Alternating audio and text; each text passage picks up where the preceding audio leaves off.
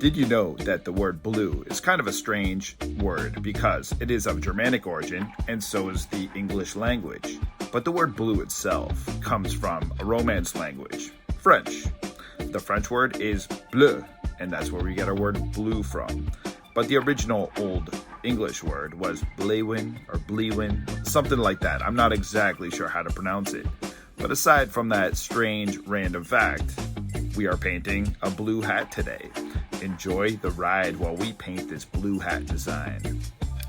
So thank you so much for once again joining me in this process, this journey of creating custom hats.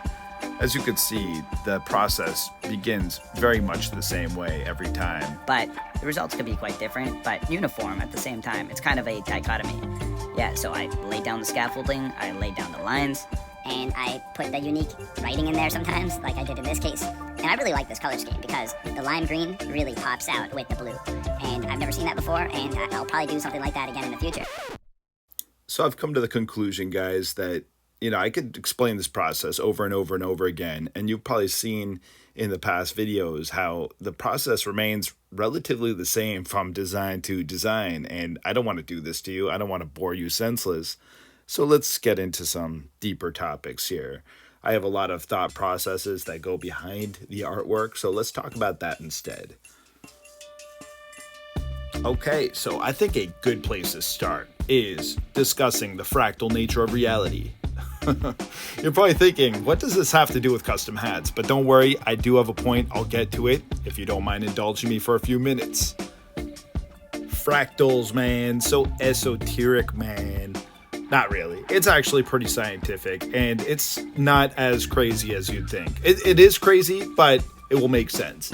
So the classic example I could think of right off the bat is something called the coastline paradox, in which they use the landmass of Great Britain, for example. I don't know why they use this landmass, but they do, so this is what I'll talk about. So this island is officially, the government says that it has a perimeter of around 2,800 kilometers in circumference, if that makes sense. So here's where the paradox comes in. So although the island does have a defined border and a defined coastline, and it's officially 2,800 kilometers all the way around, that's only measured in kilometers. So what if you break it down to smaller measurements? Obviously, there's land around the coastline that's not being accounted for. Just think about this. What if you measured in meters instead of kilometers and you got a little bit more precise? That means that the government is not accounting for many hundreds, if not thousands of kilometers on top of their own estimates, which is kind of crazy. But what if you break it down to even smaller units of measurement, like a foot, whatever, a metric system. Let's think metrics, a nanometer, okay? What if you went by the nanometer? That would mean that you're missing out on a whole lot of land of coastline that is not part of the official dimensions. And it just keeps on going further and further down. If you measure it by the atomic level, you're literally not accounting for millions of kilometers around the island of Great Britain. And it just reduces it down to the ridiculous. So for an island that does have, it's enclosed and has a definite amount of land, it seems to have an endless coastline around it. How does this relate to my artwork? So you guys are familiar with my style. If you've seen my videos and you follow my artwork throughout the years, or really any amount of time, you see that I have a defined style that I do, right? So you might think, how does this guy not get sick of doing kind of the same thing over and over again? And I think that's a fair question, but this is how I see it. Although this is a very particular style, and it is a very long time, 12 years to be doing more or less the same kind of patterning, and you'd think you'd want to change it up a little bit, every single time that I paint these patterns, I think of new ideas. It just opens up a rabbit hole of new ideas for future projects that I could just implement, and I try to just keep that in my mind because I don't want to get too distracted from what I'm doing. So I just transfer those ideas that I get in the moment into the future.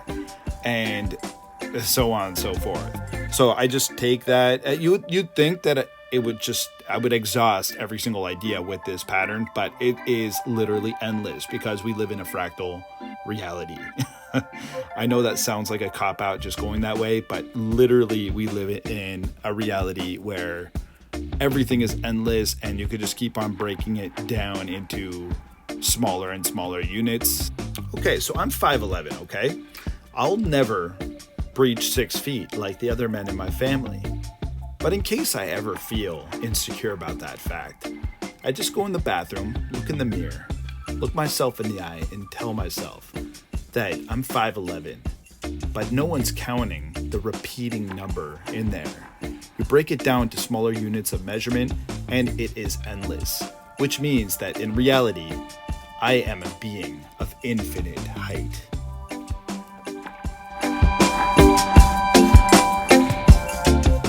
Thank you so much for sticking around this long, guys. I really hope you enjoyed this video. It took a lot of work to put together. I'm still very new to this platform, so I'm doing the best I can to capture your attention for just a few minutes. If you stuck around this long, then I really appreciate that so much. You have no idea. But with that said, I would love to hear your thoughts on fractals. What did I get wrong? What do you think about fractals? What do you know? How do you feel about fractals? I would love to hear it all. Also, check me out on social media. I'll leave my links down in the description. Reach out to me there. I'd be happy to talk. I love to meet new friends. But with that said, I'll be back again very soon. And you have a great